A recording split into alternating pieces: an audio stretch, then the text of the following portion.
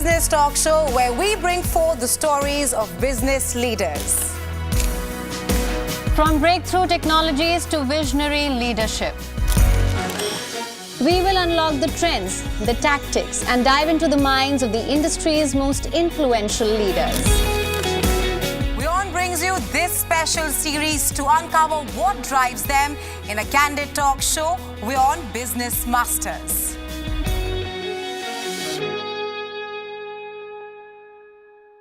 47th president and your 45th president. As winds of change blow in the United States, seismic movements around the world. In Israel, Netanyahu sacks his defense minister. Russia sharpens attack on Ukraine. North Korea fires fresh missiles. Taiwan holds live fire drills. WION tracks it all for you as US decides.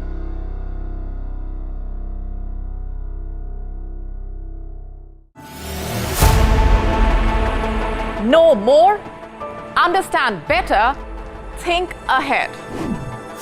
Hello and a very warm welcome. You are watching Gravitas with me, Molly Gambhir.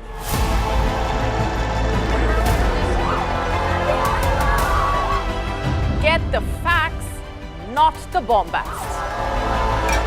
On the 26th of March, dynamic pricing, Baloch separatists,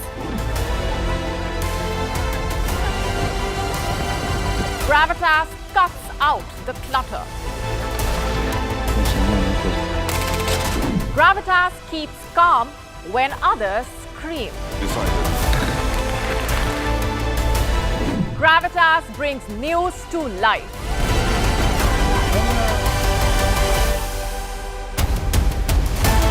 Weekdays, 9 PM IST, 3:30 PM GMT. Gravitas. Seeing is believing.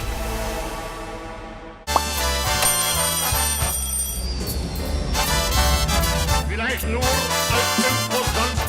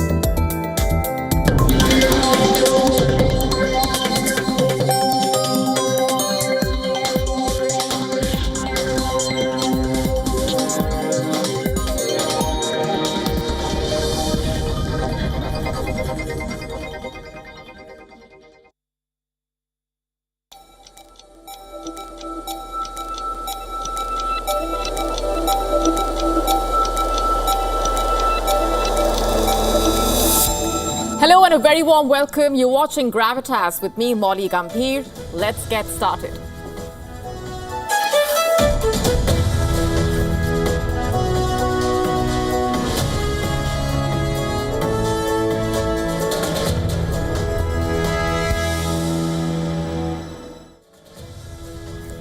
Our top story tonight on Gravitas is about Muhammad Yunus. Dhaka is trembling after the Trump earthquake, so much so that Yunus seems to have gone from being a Trump hater to a sycophant to save himself.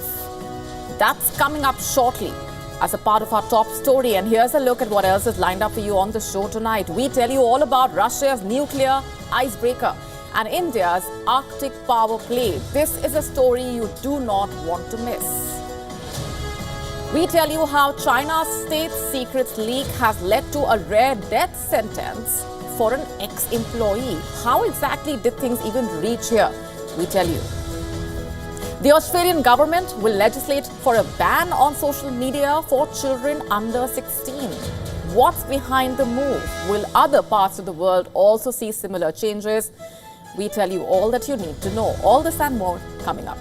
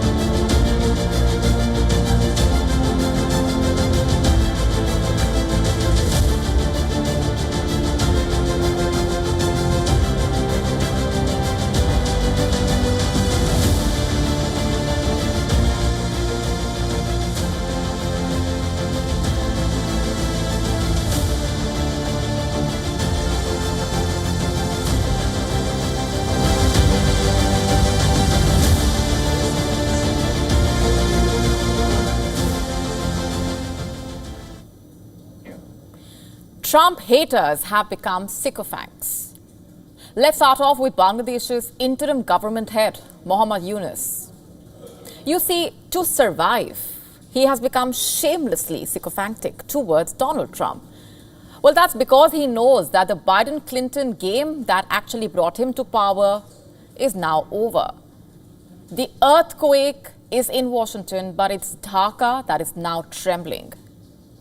Here's what we mean by that. The chief advisor to Bangladesh's interim government extended his wishes to the US president-elect on his election victory in a letter to Donald Trump. Yunus said, and I'm quoting here, "I'm delighted to convey on behalf of the government and the people of Bangladesh my heartfelt felicitations to you on your victory in the US presidential election 2024. Excellency, aligning with our commitment to a peaceful and inclusive society, the government and the peace-loving people of Bangladesh look forward to partner and collaborate in your efforts in addressing the global challenges in the pursuit of peace, harmony, stability, and prosperity for all," quote unquote. Sounds great, sounds positive, right? But if it was us reading the tea leaves, we would say that Yunus is rattled, he's worried. You see, his message to Donald Trump is being seen as an indirect response to Trump's recent remarks condemning the rampant attacks on Hindus in Bangladesh. Remember, Trump, in his Diwali message, condemned the quote-unquote barbaric violence against Hindus and other minority groups in Bangladesh. Trump had said, and I'm quoting here, "It would never have happened on my watch." In fact, the president-elect added back then that the message had come hours before the US election. This message from Trump was an embarrassment for Bangladesh's caretaker government. Despite multiple reports, Dhaka had underplayed the rampant attacks against Hindus and Hindu places of worship in Bangladesh. And now here was a presidential hopeful promising to take action against this. Trump's comment surely came as an embarrassment for Yunus, to say the least, who has been perceived to be close to Washington because of his personal equation with Bill and Hillary Clinton. And so, as a result of Trump's comment, a large section of the Bangladeshi media came up with a rebuttal. In fact, they slammed Trump for his comment. They accused Trump of profound lack of understanding of global politics. None of them took into account the fact that it's the American people's decision at the end of the day. And today, they've made their choice. And Trump, even with his alleged lack of understanding of global politics, will become the new president of the United States.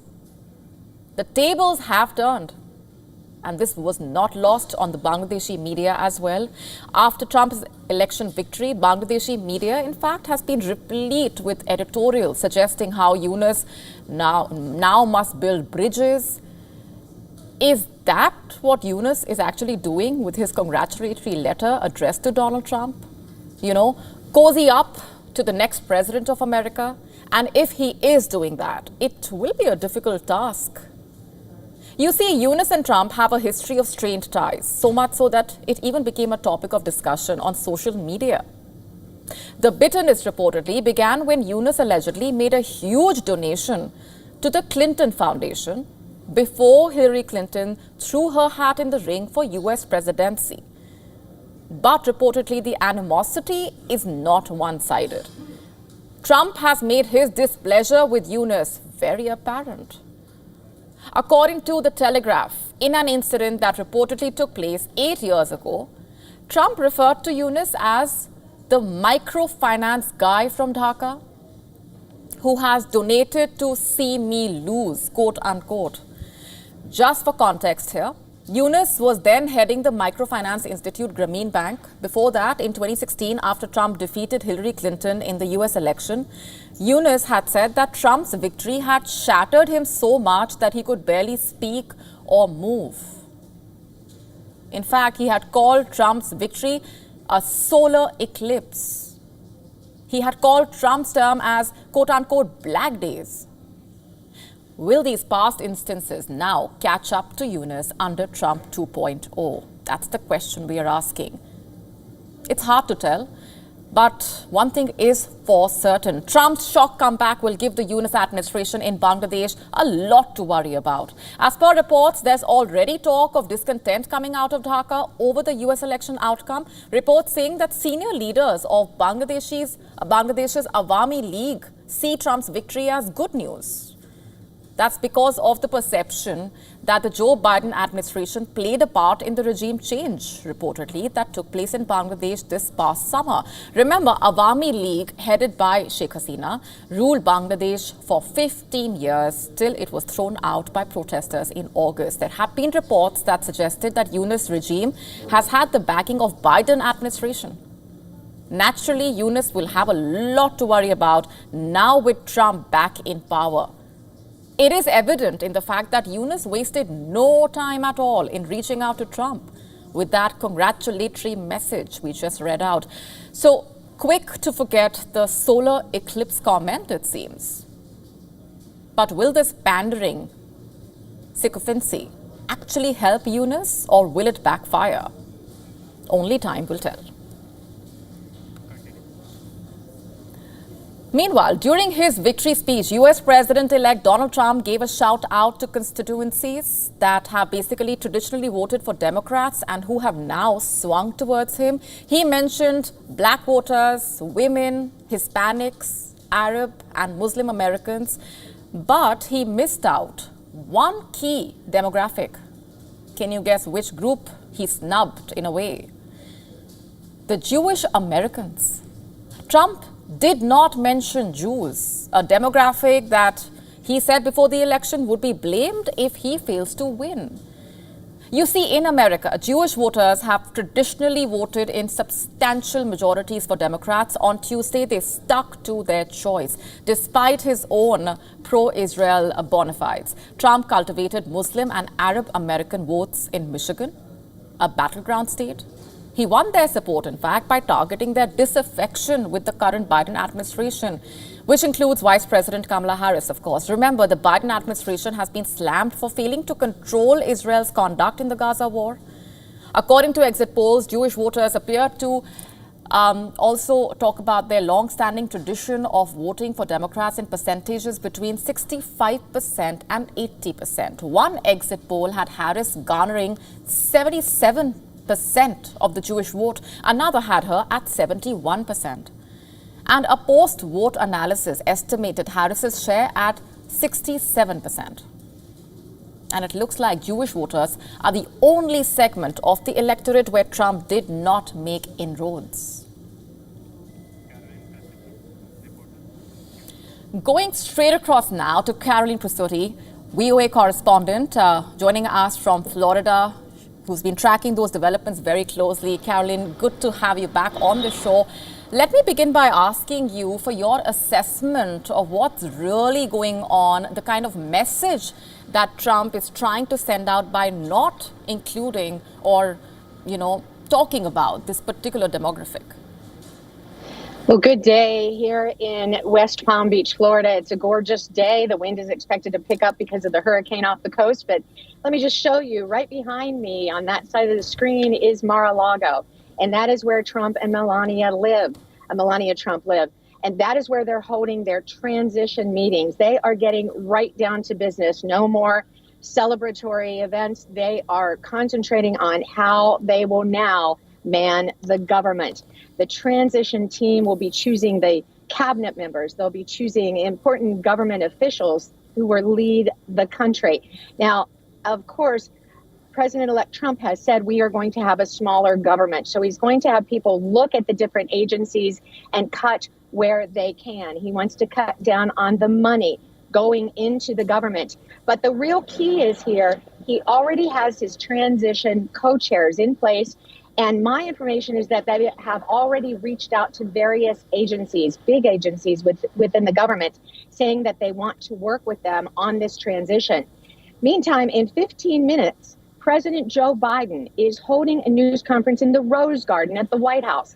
He will address the election results. He will also talk about the transition because the president called the president-elect the other day and said, congratulations, I want to invite you to the White House for this transition.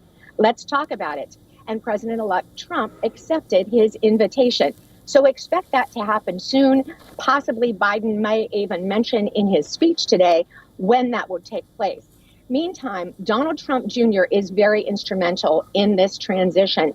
He has said, we will be choosing people America first, right in line with our views. So those people who consider America first, cutting down on our imports, imposing tariffs, those will be the ones who are chosen. So that gives you some insight into how Donald Trump will begin his administration. He's already starting. As you know, he doesn't take office until the inauguration, and that is on January 20th. When he was last elected president in 2016, he did not start this early, but he is getting things done right now, laying the groundwork, meeting with important people, and choosing his staff. Right, Caroline, one of the biggest topics of discussion in the run-up to the election and even now has been about what really happens now vis-a-vis West Asia. Trump has said he can stop the wars. In fact, the Ukraine war, he said he can stop within 24 hours. Tell us about, when you talk about the priorities, what would they look like specifically for West Asia? You know, it's interesting. I heard you talk when you talked about the Hindis. You said that Trump mentioned "not on my watch." He has used that phrase a lot. He has said, "Not on my watch would Russia have invaded Ukraine. Not on my watch would we have this issue with Israel and Gaza." So I believe that he is going to get in and then say, "Look, guys, I'm in charge now.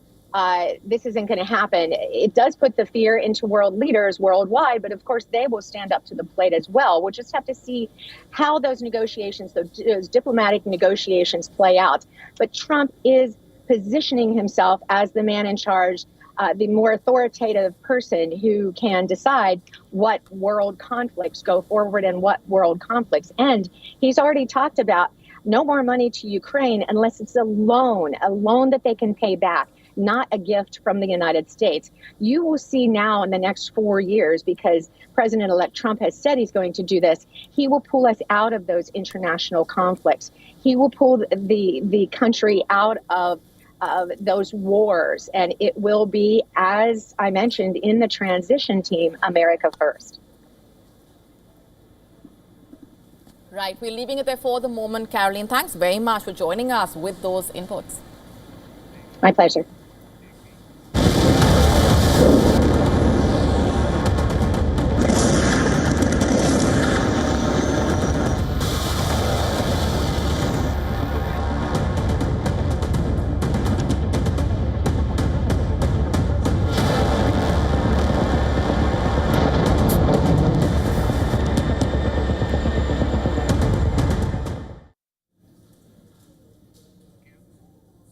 So what really lies ahead for West Asia?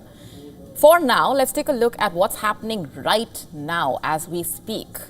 The region remains on the boil while Israeli strikes on Lebanon continue. Will the end of the US election mark the beginning of Iran's retaliation? Would that lead to an escalation in tensions to a point of no return? You see, there has been growing fear that Iran's retaliation could come after the US presidential election, and now reports have emerged that a US squadron of F-15E fighter jets is heading to Jordan. What's going on? According to Israeli newspaper Haaretz, flight tracker data shows that 12 F-15s are heading to Jordan to join the fleet which is already deployed in Jordan. What has the American military said? Well, there has been no formal announcement from them about this. In the latest, Israeli strikes on Lebanon killed 40 people around the eastern city of Baalbek in the Bekaa Valley on Wednesday. This is as per the country's health ministry. At dusk, more strikes hit Beirut's southern suburbs. According to the health ministry, Israeli strikes on Baalbek and the Bekaa Valley killed 40 people and injured 53. The Israeli military did not comment. Israel and Hezbollah have exchanged fire for over a year in parallel with the Gaza war. Like we've been telling you, things have gone from bad to worse.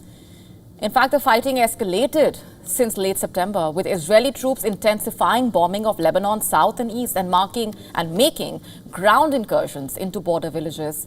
In fact, Israel has repeatedly battered strongholds of the Lebanese armed group Hezbollah in the southern suburbs of the capital Beirut. On Wednesday, the Israeli military ordered residents in the southern suburbs to evacuate several locations. 2 waves of bombing followed, one late Wednesday and another early Thursday. In fact, according to Lebanon's health ministry, Lebanese rescuers went through a destroyed apartment building in the town of Barja, south of Beirut, for bodies or survivors after an Israeli strike on Tuesday evening killed 20 people there. Hezbollah said on Wednesday, meanwhile, that it had fired missiles at an Israeli military base near the airport.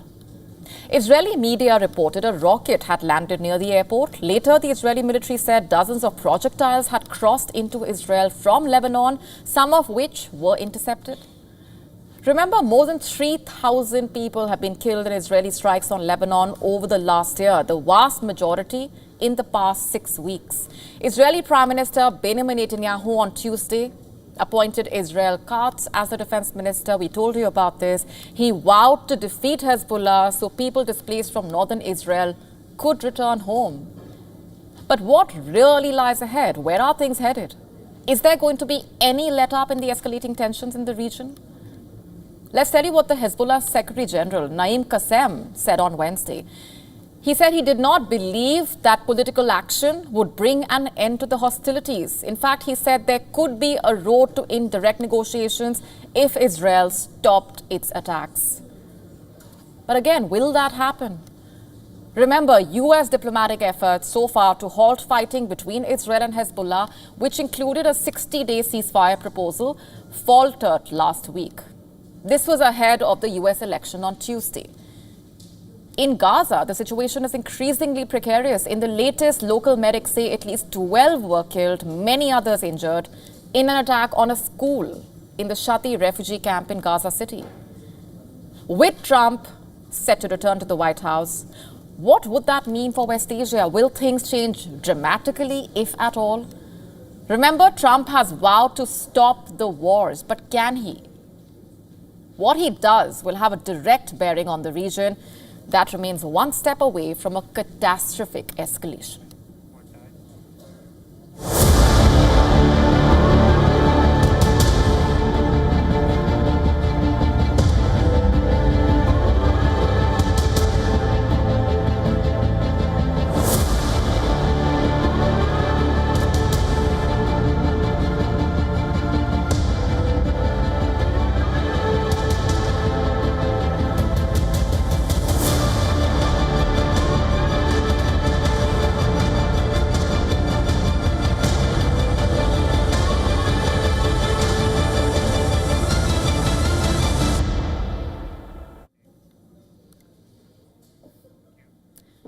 Shifting focus for now, Russia has launched the world's most powerful nuclear icebreaker, Chukotka.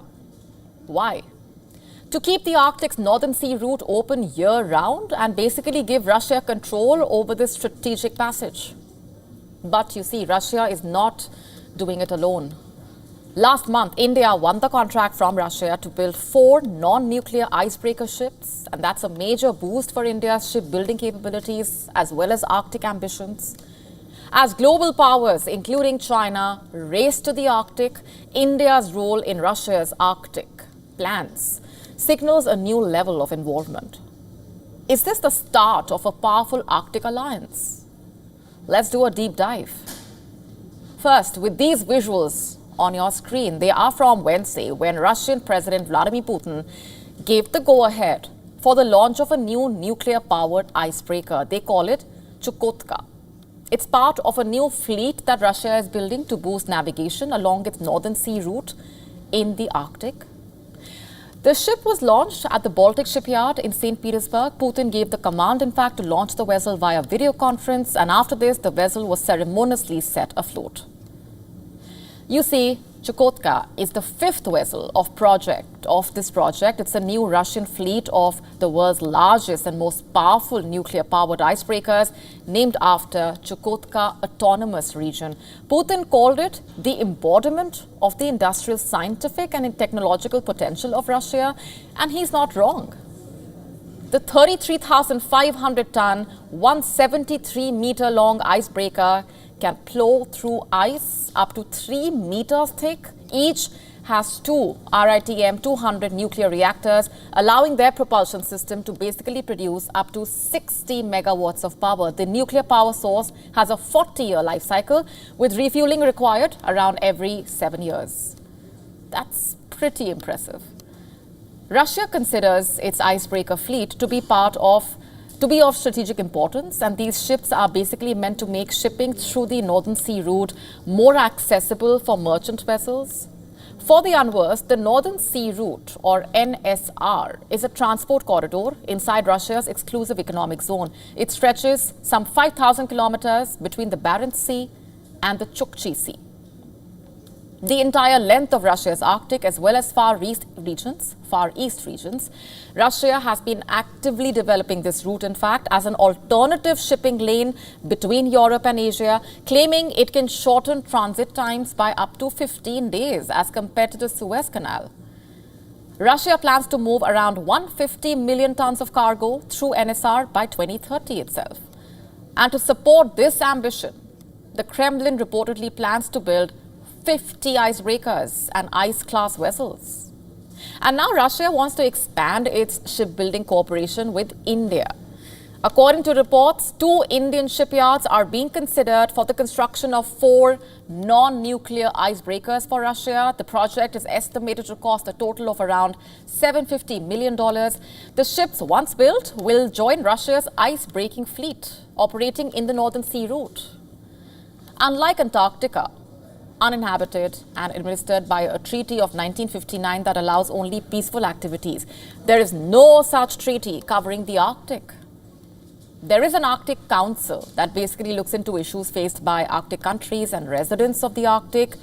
Remember, the United States, Canada, Denmark, Iceland, Norway, Sweden, Finland, and Russia are the countries having territory within the Arctic Circle. In May 2013, India became the 11th country to be made a permanent observer at the Arctic Council. Meanwhile, both Russia and the US have for long placed weapons, including Russian nuclear deterrence, in the Arctic region.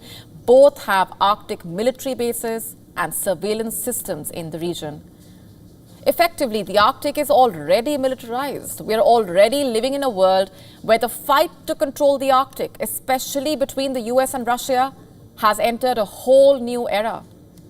And now China has also entered the race. And as a result, a great power play is underway in the Arctic.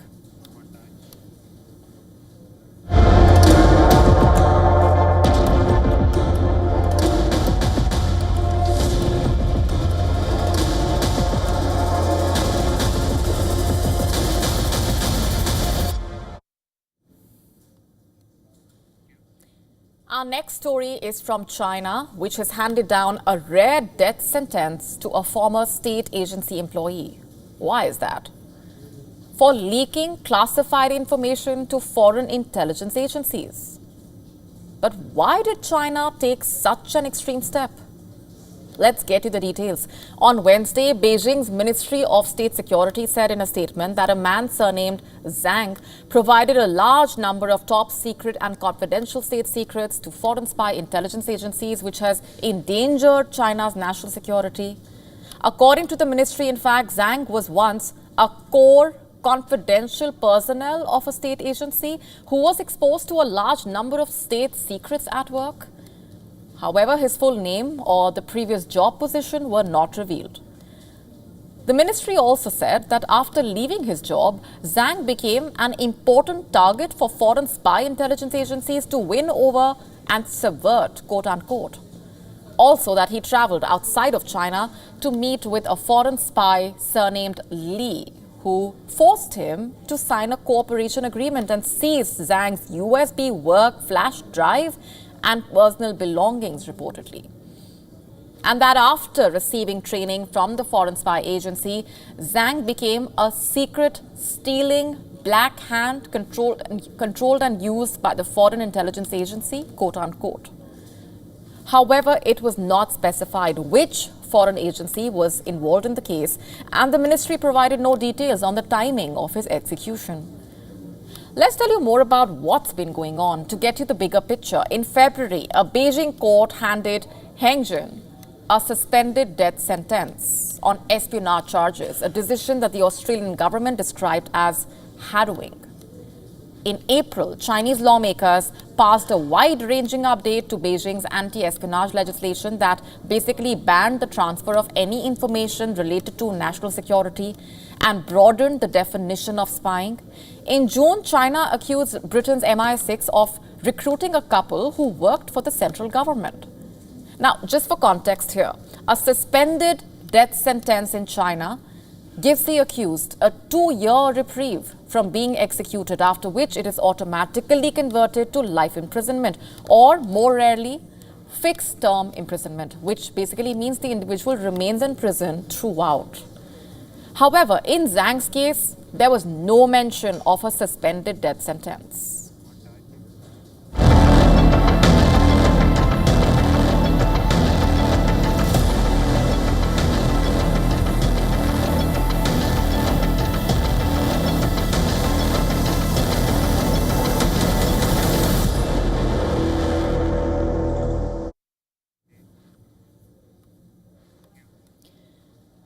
Let's now talk about what's happening in Lahore in Pakistan.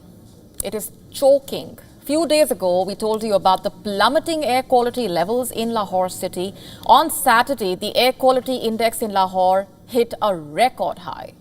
It touched 1900 near the Pakistan-India border, and now reports suggesting more than 900 people have been admitted to a hospital in a single day in Lahore. That's because for the last 1 week, the city of Lahore has been cloaked in toxic, eye-irritating smog. On Thursday, the Swiss monitor IQ Air placed Lahore first among the world's most polluted cities with an air quality index of 710, which is basically double the level that's been seen in New Delhi and compared to the safe levels of up to 50. Citizens are panicking clearly. Authorities have ordered educational institutions to be shut till November 17. In order to protect children from getting exposed to hazardous pollution levels, authorities have asked the schools to take up online learning. Even some offices have asked people to work from home.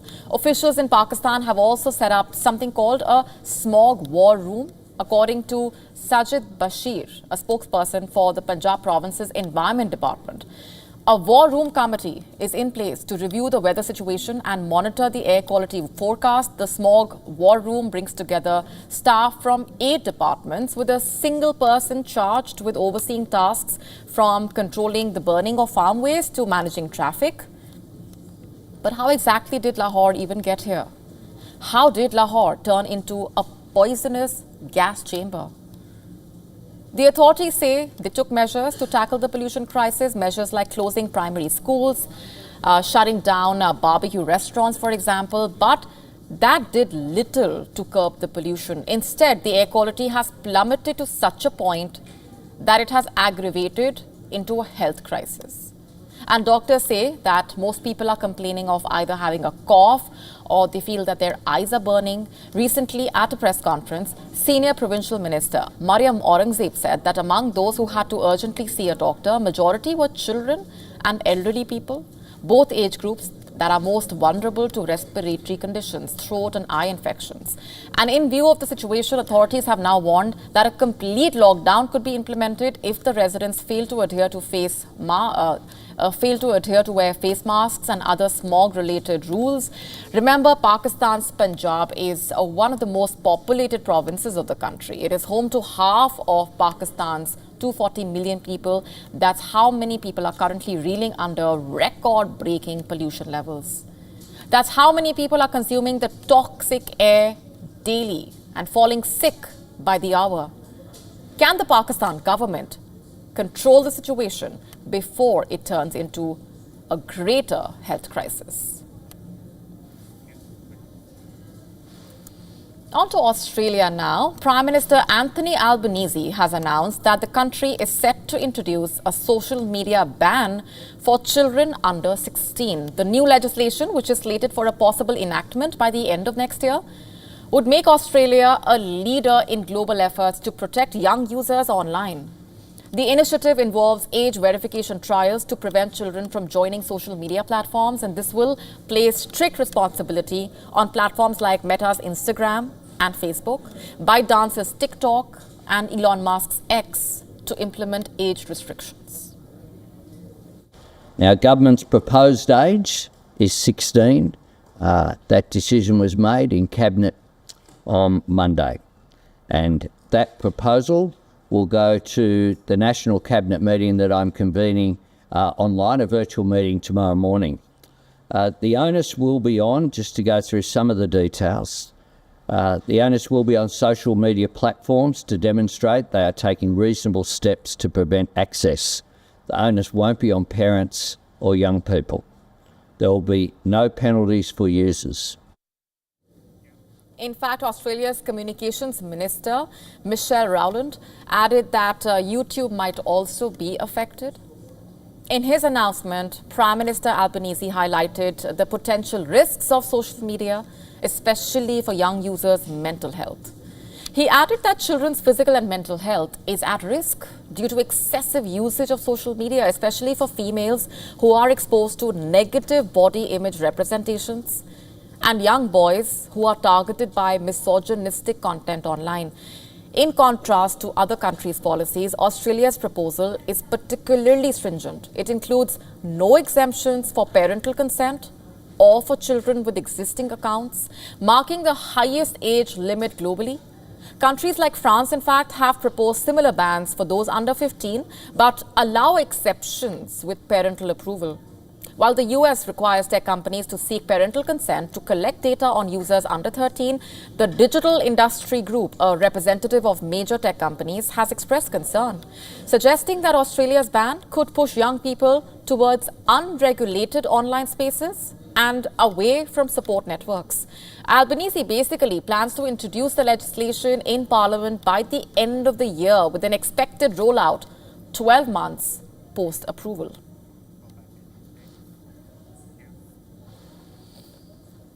On to the UK now, which has announced its first official 4-day work week pilot, backed by the Labour government. In this groundbreaking trial, 1,000 workers across 17 companies will basically shift to a 4-day schedule with no reduction in pay.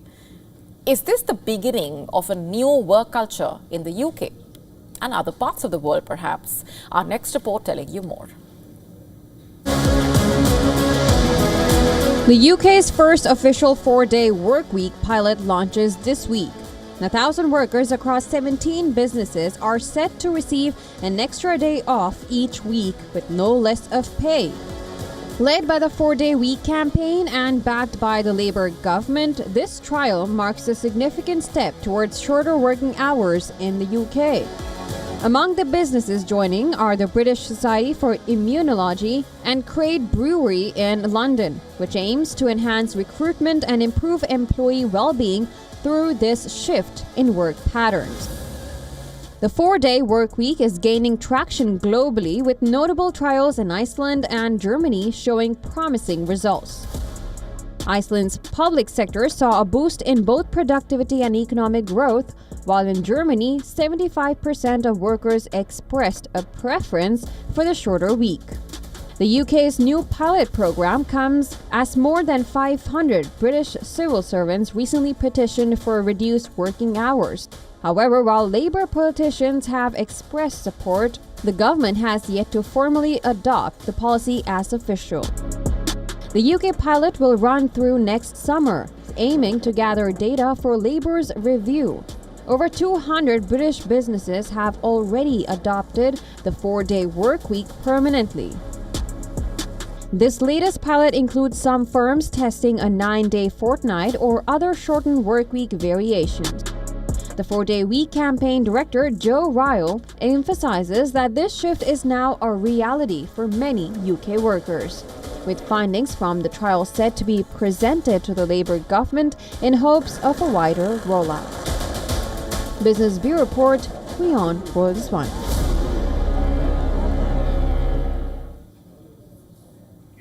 Hurricane Rafael has hit Cuba, causing widespread destruction and bringing normal life to a standstill.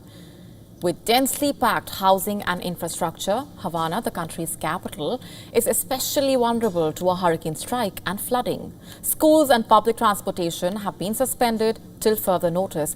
Cuba's national electrical grid collapsed on Wednesday, in fact, after Hurricane Rafael lashed the island country with gusty winds and heavy rainfall. The hurricane slammed into the island's southwest shore, packing sustained winds of 115 kilometers per hour. Desde las 3 de la tarde aproximadamente en todo el país, pero bueno, nos estamos alumbrando, tenemos gas de la calle, estamos cocinando con el gas de la calle, gracias a Dios. Hay muchas personas que no tienen esa facilidad y tienen que cocinar con combustible, pero nada, estamos sin corriente. Espero que la travesía, cuando termine la travesía, se restablezca pronto la electricidad. According to the state-run grid operator, the island has had 2 similar incidents in less than a month, with state-run media stating that all 10 million residents were without electricity. Residents of Havana were forced to use torches and cell phones to traverse the streets that were nearly completely dark. Todavía no se sabe el resultado porque entró ahora, pero está un poco peligroso porque ahora iba cruzando la calle ahí y me arrastró. Y si no me pongo duro, que estaba pegado aquí al pedacito me tira contra el piso. The timing could not be worse for the island country, which just last month suffered another total collapse of its national electric grid, leaving the country without power for several days. Rafael hit Cayman Islands as a Category 1 cyclone overnight before increasing in less than 24 hours to a much more powerful Category 3 storm off Cuba's southwestern shore.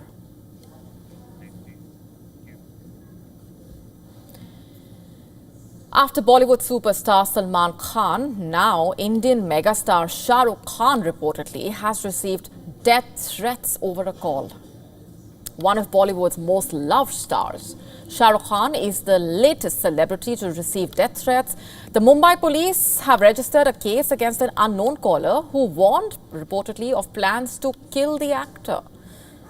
The caller, identified as Faizan, allegedly demanded 50 lakh rupees, prompting the police to register a case and dispatch a team to Raipur for further investigation.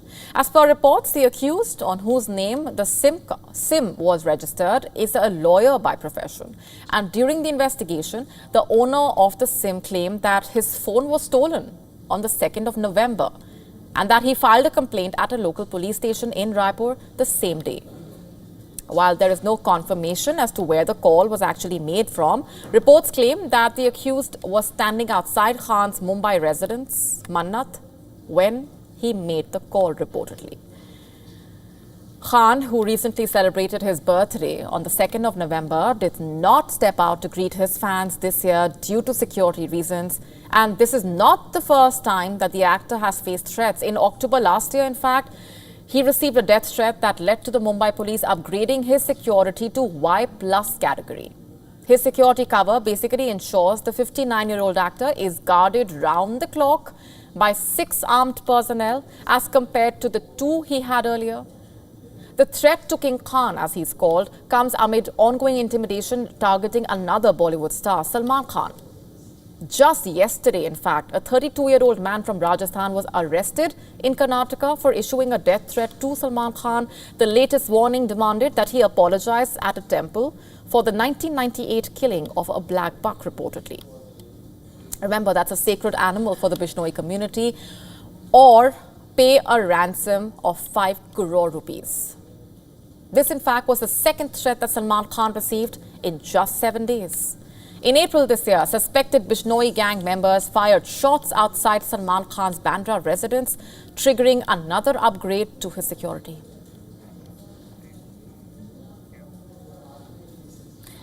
We all know that exercise has a lot of benefits for our health, and now a new study suggests 5 extra minutes, just 5 extra minutes of exercise, if incorporated into one's daily routine, could work wonders in helping lower blood pressure. Let's get to the details. Experts have long known that exercise is good for the heart, but researchers at University College London and the University of Sydney wanted to check whether a tiny amount of additional effort could actually make a difference, and they were not wrong. The study, now published on Wednesday in the journal Circulation, was conducted to explore the relationship between daily movement and blood pressure, where about 15,000 people wearing activity trackers for 24 hours were followed. And the results showed that adding just 5 minutes of exercise into a person's daily routine in the form of climbing stairs or cycling to the shops was enough to improve blood pressure. That's not all. Among the participants who did not do a lot of exercise, plain walking also held positive benefits for blood pressure. But in practice, how exactly does this help? An extra 5 minutes of exercise raises the heart rate, could lower both the blood pressure, the systolic blood pressure, which is the top number in a BP reading, representing the pressure when the heart pushes blood around the body, as well as the systolic blood pressure, which is basically the bottom number in a reading representing pressure when the heart rests between beats. You see, around the world, high blood pressure affects almost 1.28 billion adults. It is one of the biggest causes of premature death. It can also lead to strokes, heart attacks, heart failure, kidney damage, other health problems. And what's more, high blood pressure is often called a silent killer due to its lack of symptoms. Now, to tackle this, while exercise may be the best answer to your blood pressure issues, a word of caution here for people with risk factors like obesity or heart disease, who must check with their medical provider first before starting a structured exercise plan. India could face a significant economic setback due to climate change.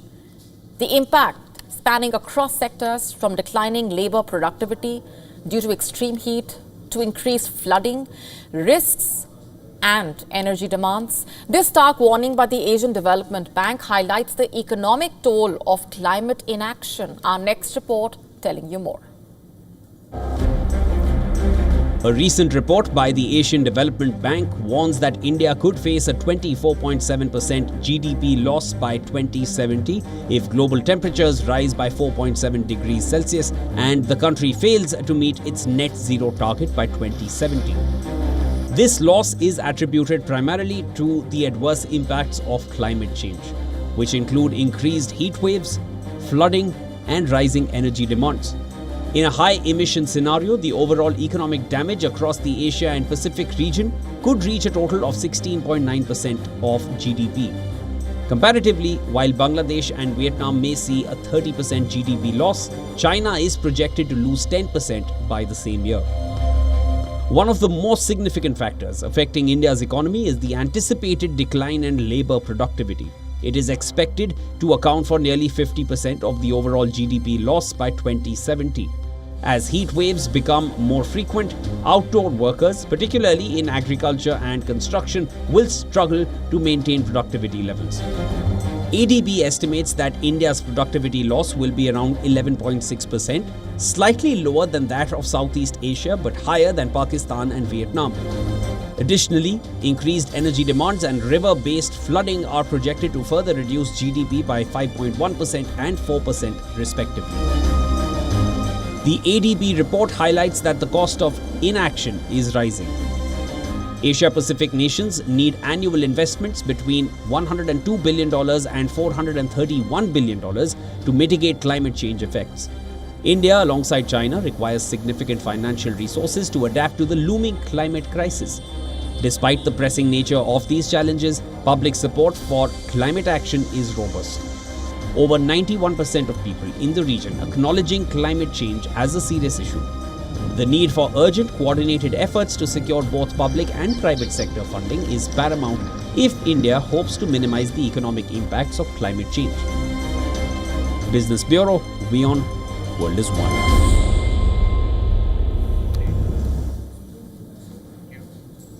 Saudi Arabia's Aramco cut oil prices for Asian importers for December. This comes after a statement by OPEC Plus members to delay output increases by 1 month. This month, Saudi Aramco's flagship Arab light crude grade sold at a premium of $2.20 per barrel above the regional benchmark for Asian buyers. However, according to the company's pricing list, it will sell for $1.70 per barrel in December.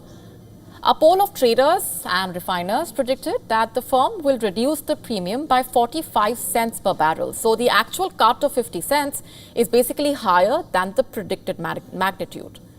Oil prices have remained relatively low this year due to fears that increased supply could lead to an excess of crude on the market, slowing demand growth. Particularly slack crude use in China has also weighed on oil. Markets seem to have dismissed worries about the deepening West Asia conflicts. Brent crude was trading at about $75 per barrel on Wednesday.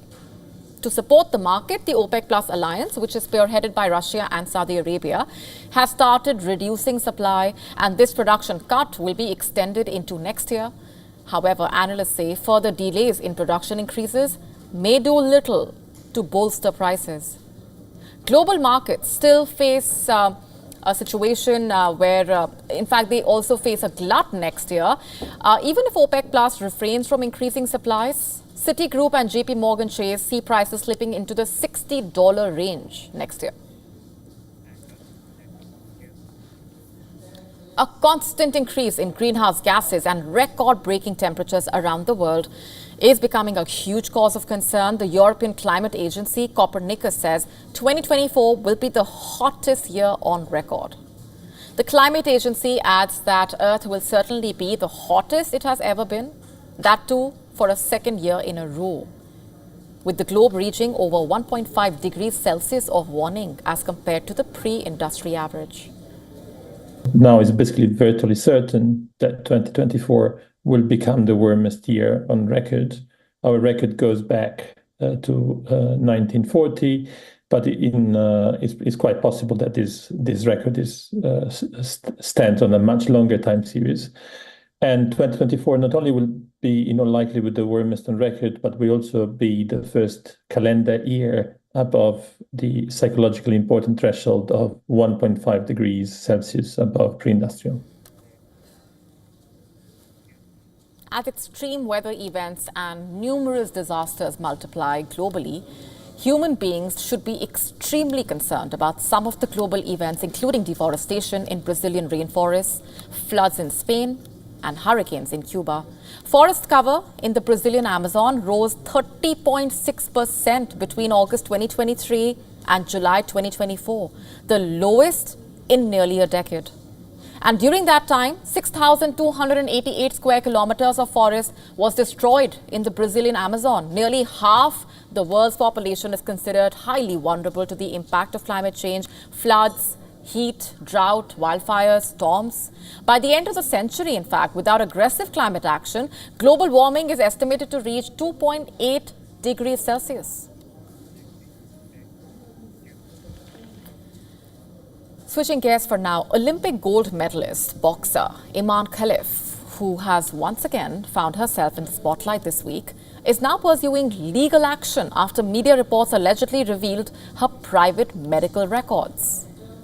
A French journalist recently published a report claiming Khalif has internal testicles.